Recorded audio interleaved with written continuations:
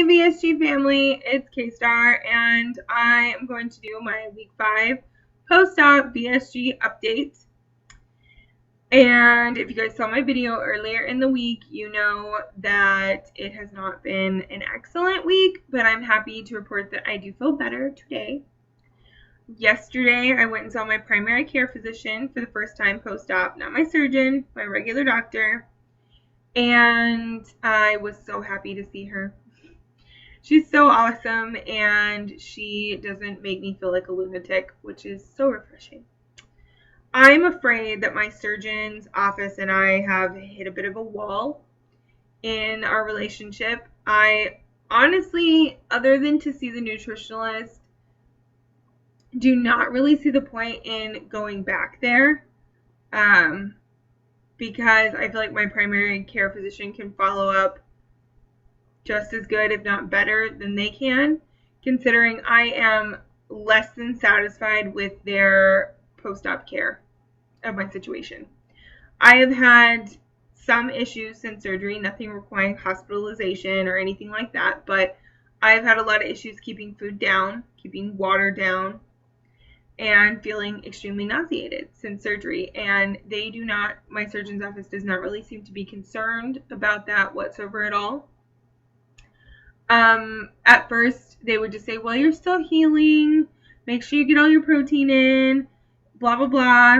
And I did all that, and it didn't get better. It actually ended up getting worse. And so over the past week, me trying to call and talk to them, they basically just tell me that I'm getting myself worked up over nothing and that I need to calm down. Or they just don't call me back at all. I called and I told them, again, still having these issues. They said, okay, well, we'll make note of it. We'll talk to the doctor and we'll get back to you. Never heard back from them. And I know I'm just one patient in hundreds, but it's frustrating to basically feel like you've been pushed aside because you've already paid up. That's really how I feel. Everybody was so nice and so helpful before surgery. And then since my surgery, they've basically just been like, oh, well, take a Xanax and calm down because your anxiety is causing all of your problems. And I just feel like that's such a rude thing to tell me. Basically telling me that all my problems are in my head. It's not nice, nor is it helpful.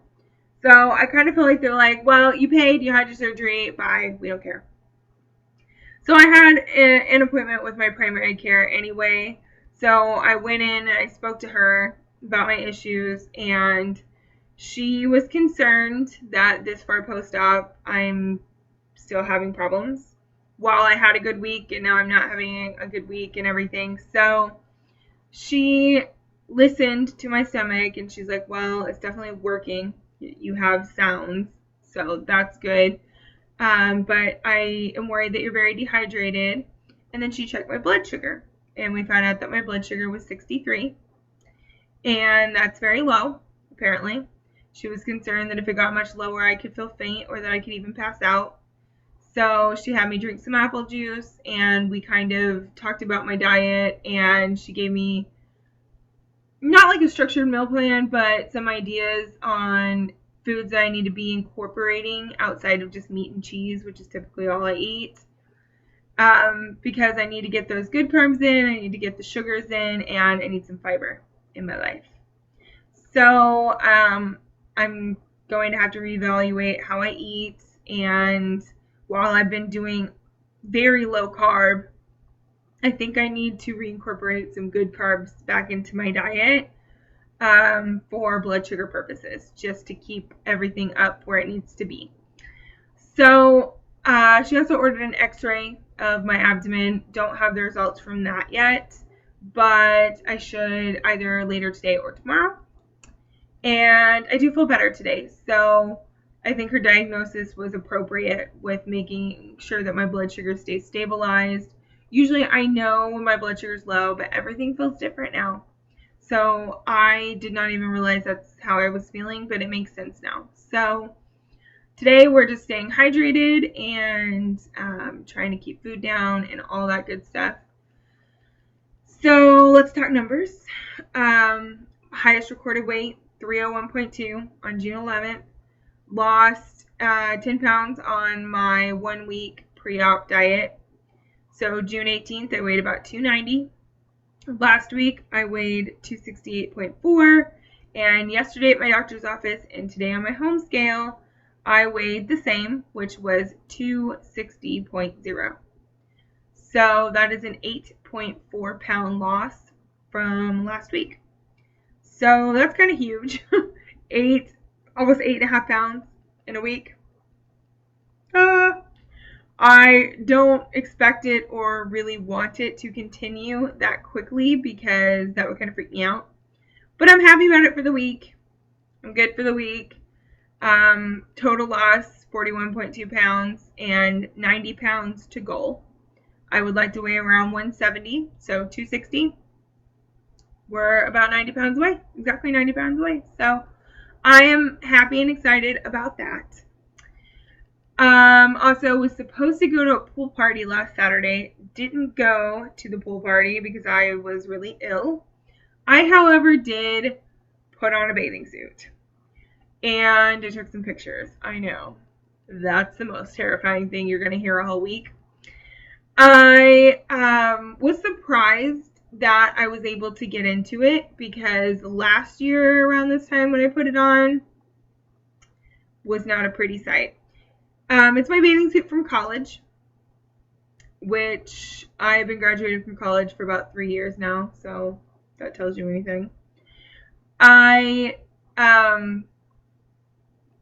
didn't like how it looked exactly. Like, it could look better. It has looked better, but I actually fit into it, so that was exciting.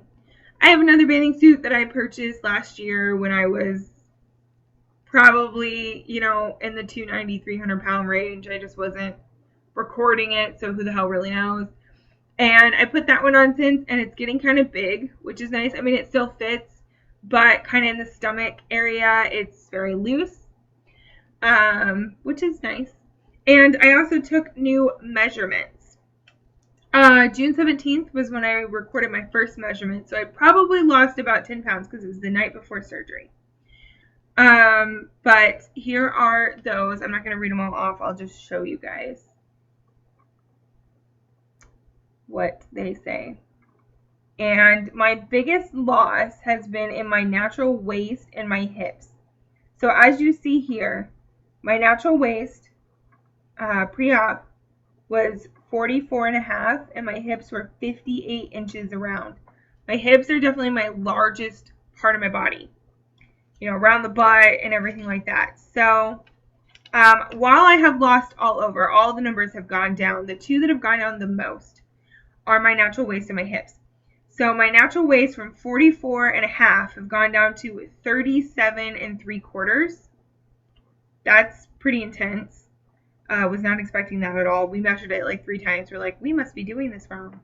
My boyfriend and I. And then my hips from 58 are down to 53.5.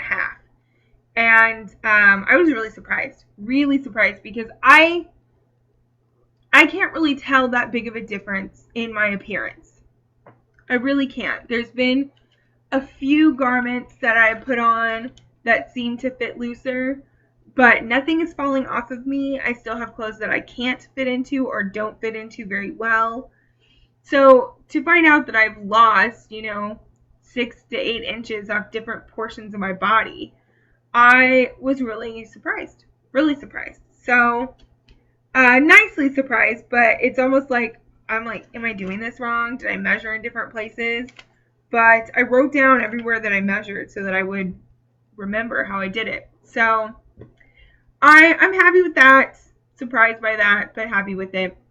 And I also had my mom take more pictures of me when we were in Mesa. I can't tell a huge difference, but maybe you guys can. I will post some before and after pictures at the end of this video so that you guys can see for yourself. I didn't choose the best clothing to take pictures in. They're all like really baggy clothes, so you can't tell that much, mostly in my face. But I'll let you guys be the judge, and you guys, can tell me if you notice a huge difference or not. People at work seem to, but I don't yet. You would think 41.2 pounds lost, you'd be able to tell a huge difference. Maybe when I get to 50, I don't know. But anyway, thank you guys for watching. Thank you for all your support this week. Like, I'm overwhelmed with how compassionate people are in this community. It's so refreshing. So, yeah. Thanks a lot for sticking with me, and I will see you guys on Thursday. Bye.